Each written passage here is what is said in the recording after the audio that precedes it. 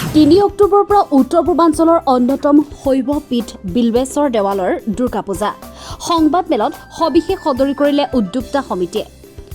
প্ৰতি বছৰে 50টাৰো অধিক মহ বলি উৎসৰ্গাৰে সমগ্ৰ উত্তৰ পূবৰ আকৰ্ষণৰ কেন্দ্ৰবিন্দু হৈ পৰা নলবাৰী জিলাৰ বিল্বেশ্বৰ দেৱালয়ৰ দুৰ্গা পূজা মহোৎসৱ এইবাৰ বৰ্ণাঢ্য কাৰ্যসূচীৰে 10 দিনীয়াকৈ অনুষ্ঠিত হ'ব।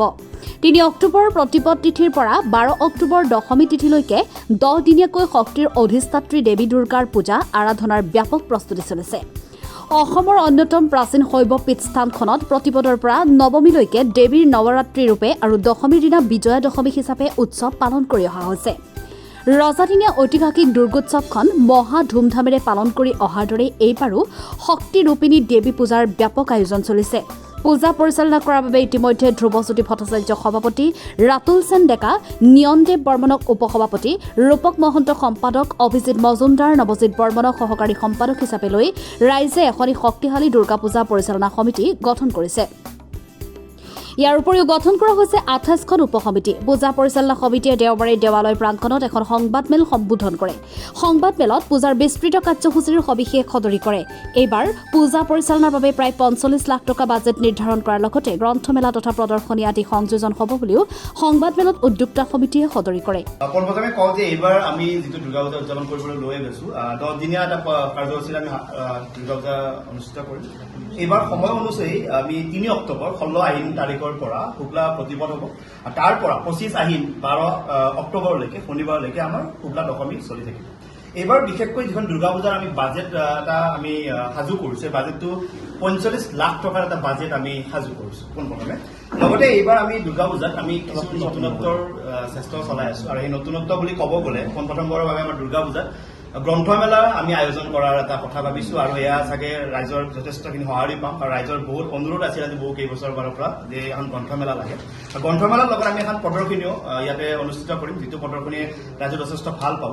কাৰণ আমি আধ্যাত্মিক যিটো পৰিৱেশ আছে তাৰ লগত বাহ্যিক পৰিৱেশতো গুৰুত্ব দিব লগা হৈছে, কাৰণ যিহেতু আমি নতুনত্ব কিবা এটা দিব চেষ্টা কৰি আছো।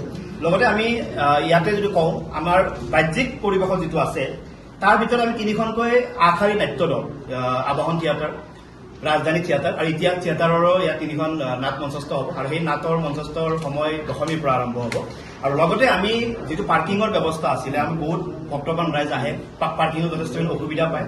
এইবাৰ আমি পাৰ্কিঙৰ কাৰণে এখন উপসমিতি গঠন কৰিছো, যাতে দূৰ দূৰণিৰ পৰা অহা যিখিনি আমাৰ ভক্তবান ৰাইজ আছে তেওঁলোকে পাৰ্কিঙৰ কোনো অসুবিধা নাপায়। তেওঁলোকক পাৰ্কিঙৰ এটা সুব্যৱস্থা কৰাৰ কাৰণে আমি যথেষ্টখিনি গুৰুত্ব আৰোপ কৰিছো।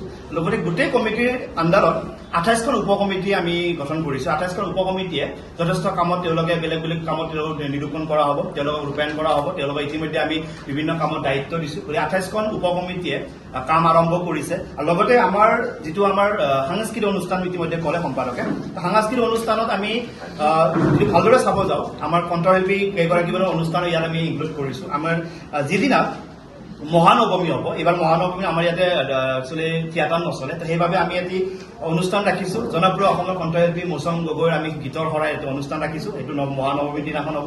আৰু লগতে আমি কিছুমান অনুষ্ঠান ৰাখিছো যিবোৰ ভক্তমান ৰাইজে যথেষ্ট ভাল পাব।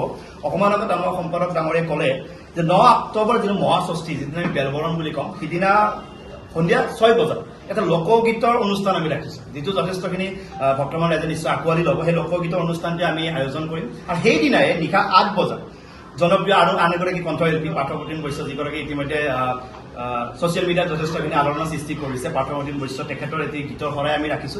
আৰু মহাসপ্তমী মহাষ্টমী যিহেতু এইবাৰ একেলগ হৈছে, এদিনতে যিহেতু উদযাপন কৰিব লাগিব আমি, সেইদিনাখন সন্ধিয়া 4 বজাত এটি দিয়ানাম প্ৰতিযোগিতা, যিটো এটি চাগে বহুত সুন্দৰ এটা অনুষ্ঠান হ'ব। দিয়ানাম প্ৰতিযোগিতা আমি অনুষ্ঠিত কৰিম। তাত কি প্ৰতিযোগিতা বা কি পুৰস্কাৰ কৰা হ'ব সেই বিষয়ে আমি আপোনালোকক অৱগত কৰি থাকিম।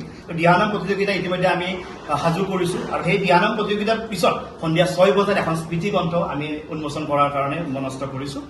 লগতে নিশা 8 বজাত সেইদিনাখনে মানে অষ্টমী আৰু সপ্তমী মিলি পেলাই যিদিনা হ'ব, এইটো 10 অক্টোবৰ তাৰিখ হ'ব, সিদিনা নিশা 8 বজাত আমাৰ মা কুসুম মিনি থিয়েটাৰ বুলি এখন মিনি থিয়েটাৰ আমি ইয়াতে মঞ্চস্থ কৰিবৰ কাৰণে তেওঁলোকৰ লগত আমি আলোচনা কৰিছো। তেওঁলোকে সেই মিনি থিয়েটাৰখন ইয়াত মঞ্চস্থ কৰিব, ৰাইজে নিশ্চয় আঁকোৱালি ল'ব। আৰু বহুতখিনি ছাইডত আমি চেষ্টা চলাম যাতে এই যিখন পূজা 10 দিনীয়া যিটো পূজা সুন্দৰভাৱে হওক, সুশৃংখলভাৱে হওক, সকলো নিয়ম আমি মানি চলিবৰ কাৰণে চেষ্টা কৰিম। আৰু ভক্তমান ৰাইজকো আমি বিনম্ৰতাৰে অনুৰোধ জনাইছো যে আপোনালোকৰ সহায় সহযোগিতা অবিহনে এই 10 দিনীয়া দুৰ্গা পূজাখন আমি উদযাপন কৰিব কেতিয়াও নোৱাৰো, গতিকে আপোনালোকৰ সহায় সহযোগিতা লাগিব। আৰু লগতে আমাৰ দুৰ্গা পূজাৰ লগত সংগতি ৰাখি যিখিনি ব্যৱসায়ী বন্ধু আছে তেওঁলোকে নিশ্চয় এটা বস্তু কাৰণে অপেক্ষা কৰি আছে যে আমাৰ মন্দিৰৰ সন্মুখত যিখিনি আমি দোকান পোহাৰৰ ব্যৱস্থা হয় তাতে আমাৰ এটা ডাকৰ সৃষ্টি হয়, খলা ডাক বুলি কম আমি।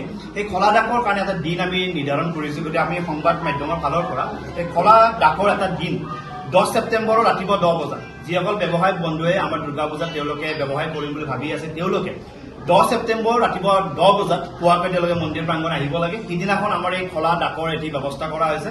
সমূহ ব্যৱসায়িক বন্ধু তাত উপস্থিত থাকিবৰ কাৰণে আমি বিনম্ৰতাৰে অনুৰোধ জনাইছোঁ। আৰু সেই অনুষ্ঠানটোত সুন্দৰকৈ আমি যিসকল যুৱ ব্যৱসায়ী আছে তেওঁলোককো আমি আহ্বান জনাইছোঁ, তেওঁলোক আহক, আহি পেলাই আমাৰ ইয়াতে সহায় সহযোগ কৰক, তেওঁলোকে ব্যৱসায় কৰাৰ সুবিধা পাব।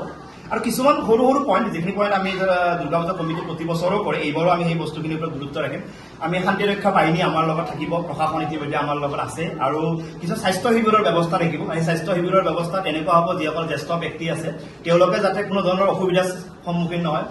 হঠাৎ কিবা তেওঁলোকৰ স্বাস্থ্য সম্বন্ধৰ কিবা যদি অসুবিধাও হৈ যায়, আমি মন্দিৰ পৰিচালনা সমিতিৰ লগতে দুৰ্গা পূজা পৰিচালনা সমিতিৰ ফালৰ পৰা আমি স্বাস্থ্য শিবিৰ ৰাখিম। তাত তেওঁলোকে জিৰণি ল'ব পাৰিব, তেওঁলোকে যিকোনো বস্তু যদি প্ৰয়োজন হয় আমি ইয়াৰ পৰা মেডিচিনে হওক বা বিভিন্ন ক্ষেত্ৰত তেওঁলোকক সহায় সহযোগ কৰিবৰ কাৰণে আমি ইতিমধ্যে সাজু হৈছোঁ। লগতে আমি কিছুমান আলোকসজ্জা, যিটো আলোকসজ্জা আপোনালোকক আমি দেখাবৰ কাৰণে চেষ্টা কৰিম, আৰু এইটো লাইটৰ ফালৰ পৰা হওক বা বিভিন্ন ফালৰ পৰা হওক এই আলোকসজ্জাৰে আমি মন্দিৰ ধুনীয়াকৈ সজাব চেষ্টা কৰিম, মন্দিৰ প্ৰাংগণ সজাব চেষ্টা কৰিম। গতিকে নানা আলোকসজ্জাৰে আমি তেওঁলোকক আদৰিম, প্ৰত্যেকগৰাকী ভক্তমান ৰাইজক আদৰিম। আৰু পাৰ্কিঙৰ কথাটো ইতিমধ্যে ক'লো, পাৰ্কিঙৰ কাৰণে কোনো ধৰণৰ অসুবিধা আপোনালোকে এইবাৰ নাপায়, কাৰণ যোৱাবাৰ বহুত দূৰ দূৰণিৰ পৰা গাড়ীবোৰ থৈ তেওঁলোকে খোজকাঢ়ি আহিব লগা হৈছিলে। এইবাৰ সেনেকুৱা কোনো ধৰণৰ অসুবিধা নাপাবৰ কাৰণে আমি চেষ্টা কৰিম। আৰু তাত কিবা যদি আপোনালোকৰ মতামত থাকে, কিবা যদি আপোনালোকৰ দিয়া পৰামৰ্শ থাকে আপোনালোকে আমাক দিব পাৰে। আৰু যদি আপোনালোকৰ ফালৰ পৰাও যদি কিবা এনেকুৱা জানিব লগা বা সুধিব লগা যদি কিবা আছে তো আপোনালোকে সুধিব পাৰে, তো আমি এই বিষয়ে জনাবৰ কাৰণে সাজু আছোঁ। কিন্তু আমি প্ৰতি বছৰে যিহেতু আমাৰ মা দুৰ্গাৰ সমূহত আমি মহ বলি আদি নিয়ম চলি আহিছে, গতিকে ইতিমধ্যে আমি এনেকুৱা সংখ্যাটো আমি ইতিমধ্যে নকওঁ, কিন্তু দূৰ দূৰৰ পৰা আমাৰ হাতত যোগাযোগ চলি আছে, যোগাযোগ কৰি আছে। তথাপিও আমি ইতিমধ্যে প্ৰায় 40টামান 52 মান ইতিমধ্যে কনফাৰ্ম হৈছে, যদিও আমি সবিশেষ এতিয়া জনাব নোৱাৰিম, যিহেতু এতিয়া আমাৰ হাতত বহুতখিনি সময় আছে। কিন্তু বহুত দূৰ দূৰণিৰ পৰা ভক্তগণ ৰাইজে মানে যোগাযোগ কৰি আছে। ইতিমধ্যে 52 আমাৰ মহ বলিৰ বাবে সাজু কৰা হৈছে। তাৰপিছত আকৌ তাৰ সংখ্যা বৃদ্ধি হ'ব পাৰে, সেই বিষয়ে আমি ইতিমধ্যে অৱগত নহয়। আৰু ইয়াৰ লগতে আৰু বাকী যদি কিবা জানিব লগা আছে আপোনালোকে জনাব।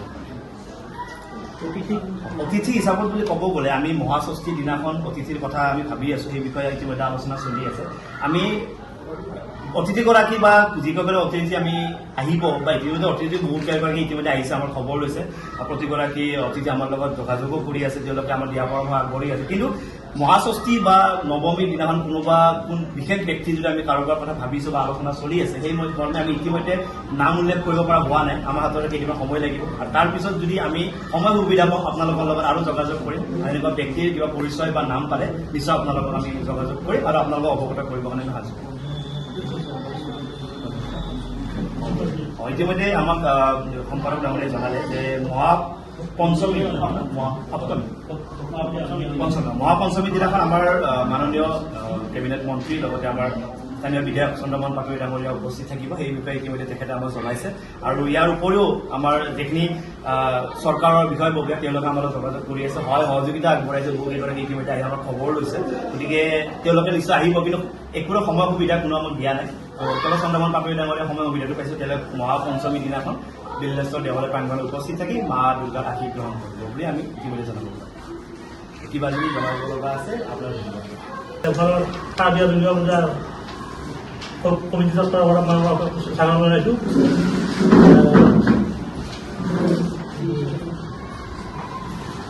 এইবাৰ আমাৰ জিলাত যিয়ে কাৰ্যসূচী আয়োজন কৰা হৈছে, প্ৰতি বছৰৰ পৰা দশমীলৈ এইবিলাক চলি থাকিব।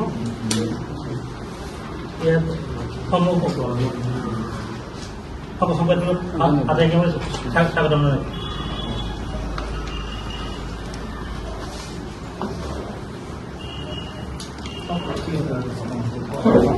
নমস্কাৰ। আধ্যাত্মিক পৰিৱেশৰ লগত বাহ্যিক পৰিৱেশৰ ওপৰত গুৰুত্ব প্ৰদান কৰি আমি বৰ্তমান ৰাইজক আকৰ্ষণ কৰাৰ চেষ্টা চলাইছোঁ। ইয়াৰ বাবে আন কেইবাটাও কাৰ্যসূচী গ্ৰহণ কৰা হৈছে। দুৰ্গা পূজাৰ লগত সংগতি ৰাখি এখন গ্ৰন্থমেলা, প্ৰদৰ্শনী, বাণিজ্য মেলা আৰু মীনা বজাৰৰ ব্যৱস্থা কৰা হৈছে। এইবেলি দুৰ্গা পূজাৰ প্ৰতিশোধৰ পৰা পঞ্চমীলৈ অসমত ছয়টাকৈ আঠ নাগাৰা নাম দল প্ৰদৰ্শন কৰিম বুলি আগবাঢ়িছোঁ। মহাষষ্ঠীৰ পৰা অষ্টমী নৱমীলৈকে প্ৰতিদিনে বাৰে ৰহণীয়া সাংস্কৃতিক অনুষ্ঠান আয়োজন কৰা হৈছে।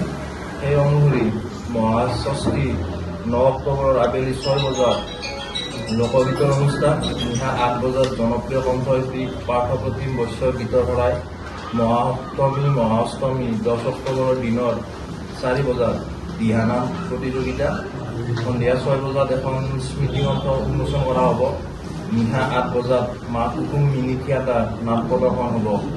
মহাষ্টমী মহানৱমী 11 অক্টোবৰৰ সন্ধিয়া 6 বজাত বাৰে ৰহণীয়া সাংস্কৃতিক অনুষ্ঠান, নিশা 9 বজাত অসমৰ জনপ্ৰিয় কণ্ঠশিল্পী মৌচুম গগৈৰ গীতৰ শৰাই আগবঢ়োৱা হৈছে।